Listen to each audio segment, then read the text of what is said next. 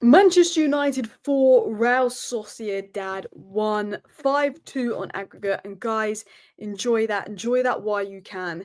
Because other than the first 10 minutes, it was good football from Manchester United, particularly the second half. The red card massively helped. The fact that they didn't press us massively helped. But that last 45 minutes is the best football I think I've seen Manchester United play since that Barcelona game a good 2 years ago. I thought it was fantastic football. I thought the way that Casemiro, Bruno and Zirkzee were playing football, we had the quality on show. I thought it was excellent. I thought Ayden Heaven was so composed. I thought Dorgu was fantastic in the second half. I thought the shape, the positions that Dorgu and Dalot were getting in were threatening. I thought Hojlund had a really good game and unlucky not to score. I thought Garnacho grew into the game. Poor first half, good second half. Enjoy that, because that is one of the best performances of football I've seen from Manchester United, and it was a well-deserved win. The only negative I could have from that second half is we don't have enough killers. Amorim had coached a 3-0 win, and it was still 2-1. And I was so annoyed that we were not scoring until obviously that red card and the goals went in. But, you know, like Arsenal, we did enough to win. This game, we did enough to win. This is 3 good performances in a row for Manchester United. And this is 3 performances where I can see a system, I see a way of playing. We just don't have the quality to execute it. And I'm really starting to be impressed with what I'm seeing. And let's just hope we continue this. Let's hope we don't put in a stinker versus Leicester. But let's get into what we learned from the game.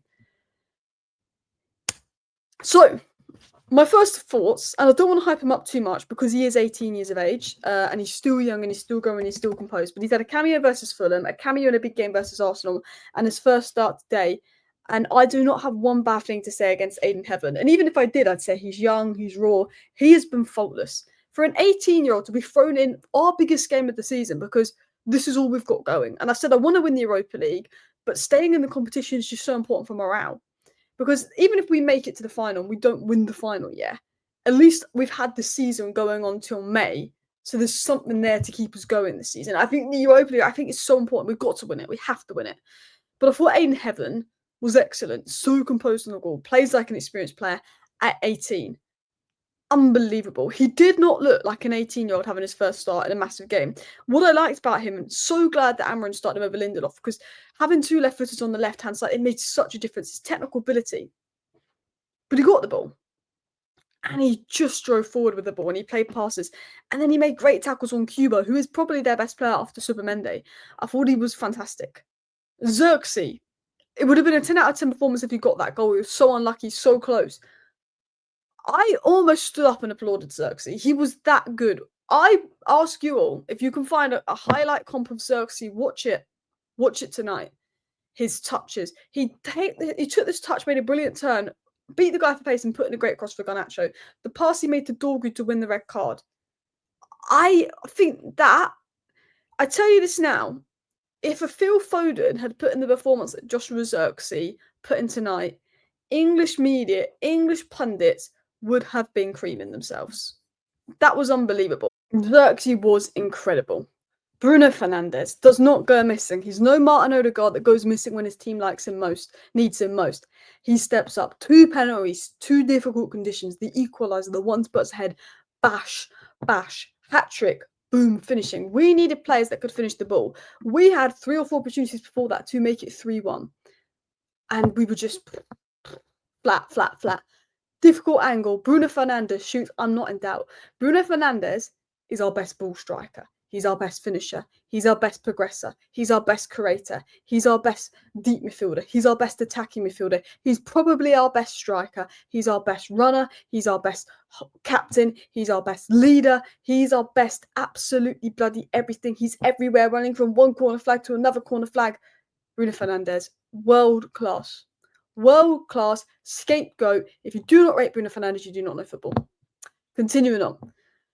Zirkzee, Bruno, Casemiro at the heart of some unbelievable football today. Unbelievable football. Hojlund had a really good all-round performance. Great assist. Unlucky not to score. I have to say, I will give Hojlund credit. If Hojlund put in this performance 10 games in a row and didn't score, you could get behind him not scoring, even as a striker.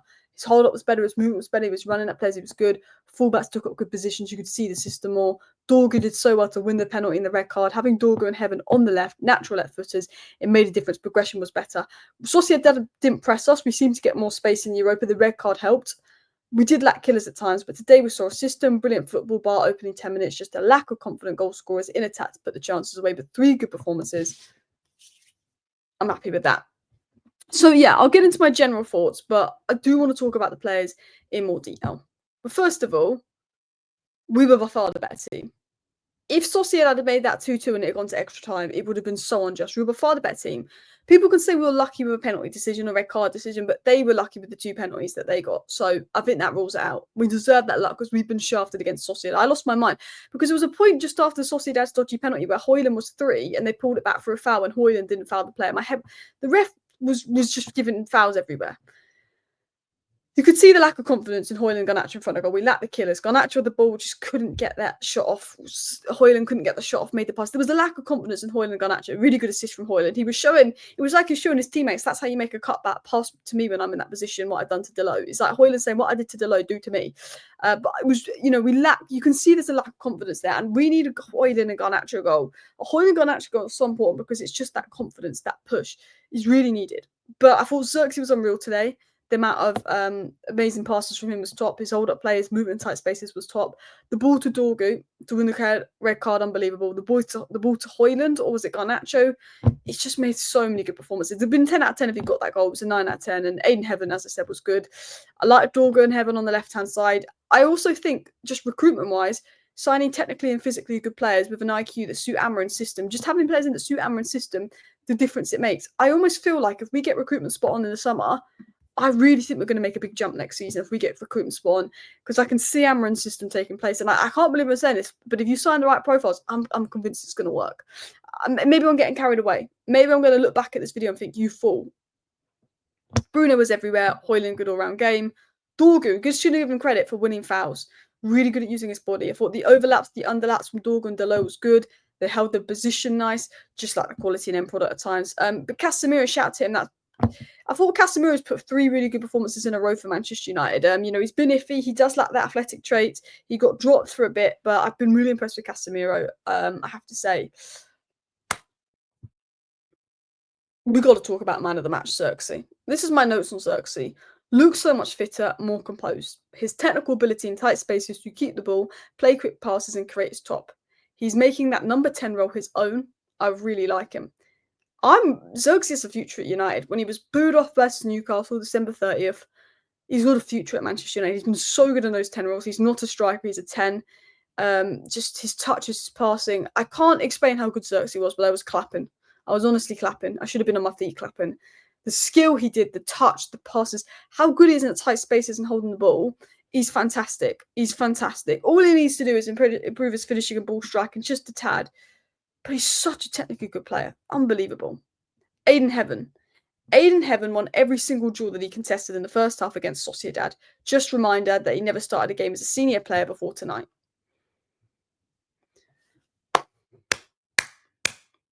Ayden Heaven's game numbers versus Real Sociedad.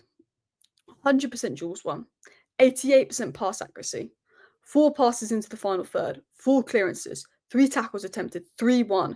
2 interceptions. Was not dribble pass. Was not fouled. So it didn't make a foul. Didn't make any errors. First start in arguably our biggest game of the season over Lindelof. Big call for Amorim because we've criticised him. Could he have played youth more here?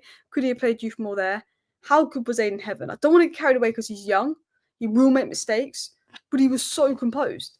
Ayden Heaven was so composed. So good on the ball. The little runs around the players, the passes, the angles. But good off the ball, positionally aware, uses his body well, did well on duels. Ayden Heaven was absolutely incredible. So give him a clap.